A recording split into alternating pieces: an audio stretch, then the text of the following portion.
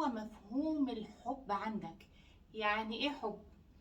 طبعا كله هيقول الحب يعني مش عارفه ايه والهيام والغرام، وانا مش ضد الحب خالص والله، بس انا بتكلم الحب ده اتكون في اللاواعي عندك، المفهوم بتاعه من ايام ما كنت انت طفل صغير.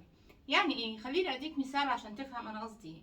يعني مثلا انت لو اتربيت مع اب وام عملوا عنف جسدي ولفظي تجاهك، مع اهانات، مع مقارنات، مع الحاجات دي كلها، فانت الطفل ده بيختلط عليه الامر ان الناس دي بتحبني وانا بحبهم، بس في نفس الوقت هما بيأذوني، فارتبط عندك الحب بالاذى. الحته دي جدا جدا مهمه، فعلاقاتك كلها هيكون فيها الحب مرتبط بالاذى، لان ده مفهومك اصلا عن الحب من بدون وعي منك. حاجه تانية، يعني حد اتربى مثلا بجرح رفض رهيب من مامته او من باباه، هيعمل احنا اتكلمنا طبعا عن الرفض ده، حدث ولا حرج، هتلاقوا الفيديوهات في القناه. هيحصل ايه؟ هيحصل ان انت هتجري ورا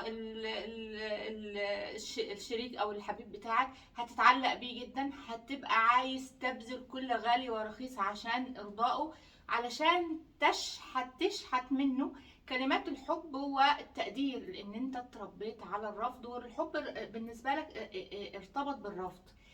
اللي اتربى مثلا بتجربة انفصال صعبة شوية، فبيبقى حاجتين: يا اما بيرفض الانفصال تماما، وده بينتج عنه انه بيتحمل كل حاجة ممكن يعملها الشريك فيه حتى لو كان فيري فيري توكسيك، او انه هو بيعيد التجربة وكأن هو بيتبناها وما بيعرفش يستقر ابدا في حياة، وان هو يفضل من علاقة لعلاقة او من جواز لجواز وبينفصل وبيكرر هذه التجربة.